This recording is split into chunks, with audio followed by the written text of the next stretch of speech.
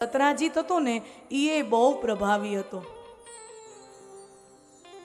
એની પાસે સૂર્યદેવે મિત્ર ભાવે આપેલો એક સમયંતક મણિ હતો અને એ મણિનો પ્રભાવ એવો, કથા છે ભાગવતમાં કે એ મણિ જ્યાં હોય ત્યાં ક્યારેય દુષ્કાળ ન આવે, અતિવૃષ્ટિ ન થાય, રોગચાળો ન થાય. અને ઉપરથી એ મણિ રોજ 8 ભાર સોનું આપે. જૂના સમયનો માપદંડ છે. અત્યારે તોલું ને ગ્રામ ને એમ ગણાતું હોય. જૂના સમયનું માપદંડ હતું વજનનું 8 ભાર. 8 ભાર એટલે આજના સમયમાં કરો ને તો 161 તોલું થાય. રાજુભાઈ,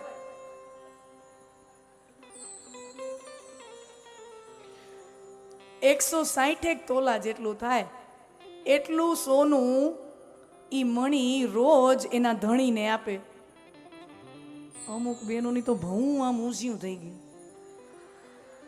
બહેનોને સોનાનું આવે ને એટલે એના કાન રસ.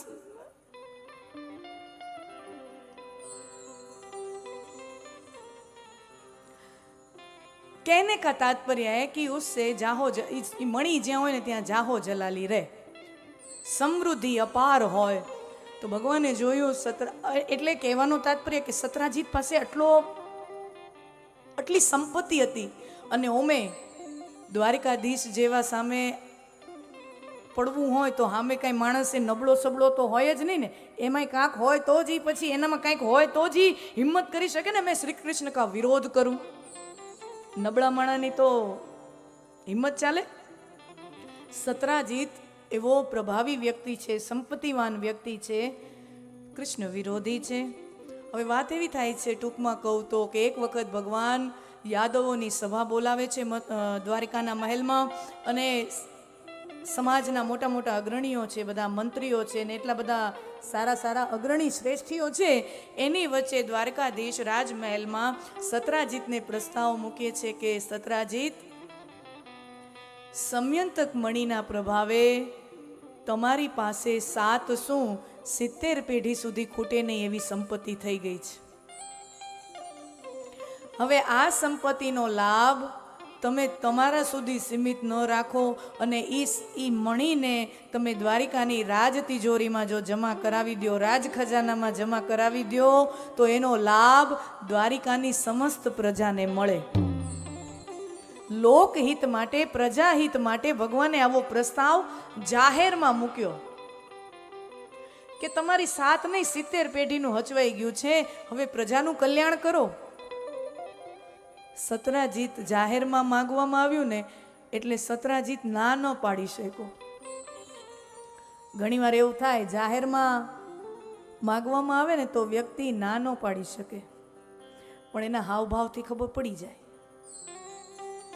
એને જાહેરમાં કોઈ વસ્તુ માંગવામાં આવે ને તો માણસ ના ન પાડે, પણ તમે એનો ચહેરો જુઓ ને તમને ખબર પડી જાય કે એને દેવાની દાનત છે કે એ ના ન પાડી શક્યો, પણ એ હાય ન પાડી એને.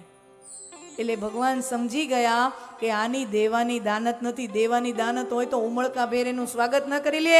અરે હા દ્વારકાધીશ, જો આના કારણે પ્રજાનું કલ્યાણ થતું હોય લઈ જાઓ તમારે, ઉમળકાથી ન કે હાય ન પાડી, નાય ન પાડી. ભગવાન સમજી ગયા કે આની દેવાની દાનત નથી.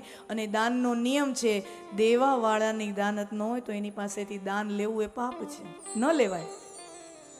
અગર દેવાવાળાને ઉમળકો ન હોય તો એની પાસે ન લેવાય. ભગવાને એ સમયંતક મણીનો પ્રસ્તાવ ત્યાં જ પડતો મૂકી દીધો. એ વાત ત્યાં જ પડતી મૂકી દીધી. વાત એવી થઈ કે સમય ગયો અને સતરાજીતે સમયંતક મણી પોતાના નાના ભાઈ પ્રસેનને પોતાના મુકુટ ઉપર પહેરવા માટે આપી. પ્રસેન વનમાં ગયો, જંગલમાં ગયો શિકાર માટે. મણી પહેરીને ગયો પાછો આવ્યો જ નહીં. દ્વારકાથી સિપાહીઓ મોકલવામાં આવ્યો કે સતરાજીત એનો નાનો ભાઈ વનમાં શિકાર માટે ગયો, પાછો આવ્યો નથી. સિપાહીઓ ગોતતા ગયા તો પ્રસેનનો મૃતદેહ મળી આવ્યો છે, પ્રસેનની લાશ મળી આવી છે. અને પ્રસેનનો લાશની તપાસ કરવામાં આવી તો એમાં એના શરીર ઉપરથી જે મણી હતો એ મણી ગાયબ થઈ ગયો છે, મણી હાજર નથી. અને સતરાજીતને તો ગમતી વસ્તુ જડી ગઈ. એને પોઈન્ટ જોઈતો તો શ્રી કૃષ્ણનો વિરોધ કરવા, અને સત્રાજીતને અહીંયા આ પોઈન્ટ મળી ગયો. આખી દ્વારિકામાં અફવાઓ ફેલાવાની ચાલુ કરે છે સત્રાજીત કે શ્રી કૃષ્ણએ મણી ચોર્યો, શ્રી કૃષ્ણએ મણી ચોર્યો, દ્વારકાધીશે મણી ચોર્યો. મારી પાસે જાહેરમાં માંગ્યું તું, તમને ખબર છે ને.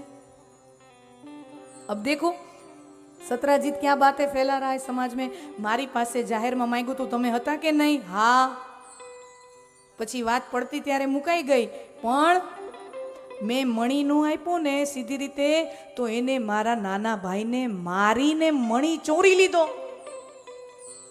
આવી અફવાઓ સત્રાજીત આખા ગામમાં ફેલાવે. અને આમે ચોર તરીકેની પ્રખ્યાતિ તો ભગવાનની નાનપણથી ખરી. હે, ભગવાન રામ વિશે કોઈ આવી અફવાઓ ફેલાવે, કોઈ માનવા તૈયાર થાય? ભગવાન રામે મણી ચોર્યો, ભગવાને કંઈક ચોર્યો, કોઈ માને? પણ ભગવાન શ્રી કૃષ્ણ વિશે સમાજમાં એવું વાત થાય, માણા કોક વાર એમ વિચારતો તો થઈ જાય, હોય શકે હો ભાઈ, નક્કી નહીં, બરાબર ને? શ્રી કૃષ્ણ વિશે વાત ચાલે તો એકવાર માણા વિચારતો તો થઈ જાય, કાંઈ નક્કી. ચોર તરીકેની પ્રખ્યાતિ તો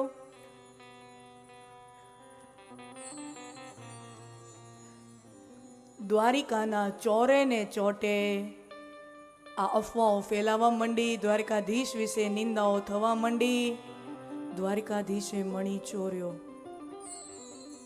તો શ્રી કૃષ્ણ તરફી જે દ્વારિકા વાસીઓ હતા એને પીડા થઈ કે ભગવાન વિશે આવી નિંદા, ભગવાન વિશે આવા આક્ષેપ. એ બધાએ મીટિંગ બોલાવી. શ્રી કૃષ્ણ તરફી જે દ્વારિકાવાસીઓ હતા એના અગ્રણીઓએ એક મીટિંગ બોલાવી, ભગવાન પણ હાજર. અને એમાંથી એક જણો ઊભો થઈને કે દ્વારકાધીશ, સત્રાજીતના લોકો જો આપણા વિશે આવા અફવાઓ ફેલાતા હોય તો એક કામ કરો, દૂધનું ધોયેલું તો કોઈ ન હોય, આપણે કોક એકાદો નબળો પોઈન્ટ કાઢીને સત્રાજીત વિશે આપણે અફવાઓ, હે ને?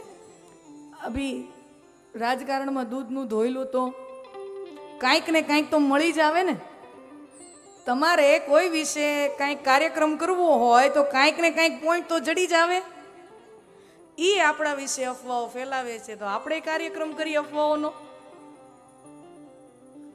ભગવાન કહે છે કે કોઈ કાદવમાં કીચડમાં પડી જાય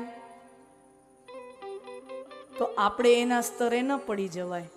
કોઈ એટલા નીચા સ્તરે વયું જાય તો આપણે એના સ્તર ઉપર ન વયું જવાય. અને કોઈ ઉપર આપણે કાદવ ઉછાળીએ ને તો સૌથી પહેલા હાથ આપણા મેલા થાય. ભગવાન કે ઈ ભલે અફવાઓ ફેલાવે, ઈ ભલે આપણી નિંદા કરે, આપણે નિંદા નહીં કરવાની. આ વાત સમજો. આપણે છે ને અત્યારે તો બહુ ડાયા છીએ.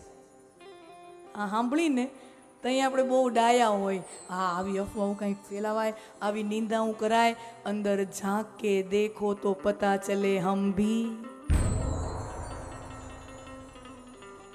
એમાંય સમાજમાં સારી વાતનો પ્રચાર પ્રસાર કરવામાં કેટલો શ્રમ પડે. કોઈ માણસ સારું કામ કરે ને એનો પ્રચાર પ્રસાર કરવામાં કેટલો હોય શ્રમ પડે. એમાં તાલીઓ પાડવામાં બગા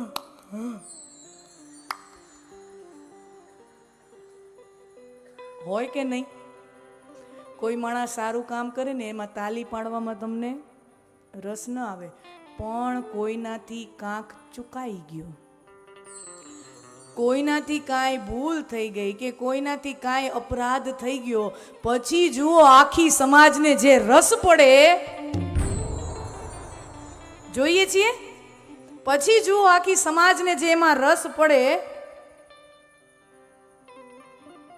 શાસ્ત્ર કહે છે કે ખોરાકમાં 6 રસ હોય, ષટરસ.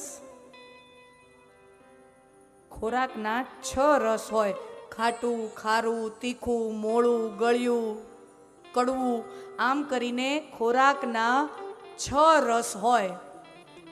તમને શું લાગે સૌથી વધારે સ્વાદિષ્ટ રસ કયો? જરા કયો તો ખરા. આમ થઈ ગયા, ખોવાઈ ગયા કથામાં આવડા બધા. હે, 6 રસ છે. 6 રસમાંથી બધાયને ભાવતો રસ કયો? હે, ગળ્યો, ખોટી વાત. ફેલ. સાચું કહું? આ 6 રસ છે ખોરાકમાં, પણ બધાયને ભાવતો સૌથી વધુ રસ કયો ખબર છે? ખરેખર તો એ એક 7મો રસ છે, અને એ છે નિંદા રસ.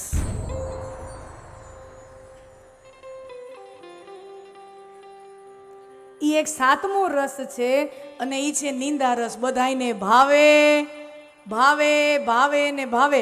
આજ દી સુધી મેં લગ્નના જમણવારમાં બગાહા ખાતા ન જોઈ તો બરાબર, ભજનમાં બગાહા ખાતા જોયા, પણ આજ દી સુધી મેં આમ 2-4 ભાઈબંધ એકબીજાને કોકની કાપતા હોય કે બેનપણી વધારે કાપતી હોય, મહિલાઓમાં એ આદર વધારે હોય, નિંદા કુથલી આમ ભાઈઓમાં હોય પણ ઓછું, એમાંય હોય એવું નથી. એ એના લેવલનું કરે. હા હોય તો બધે, પણ તમારા આપણામાં વધારે.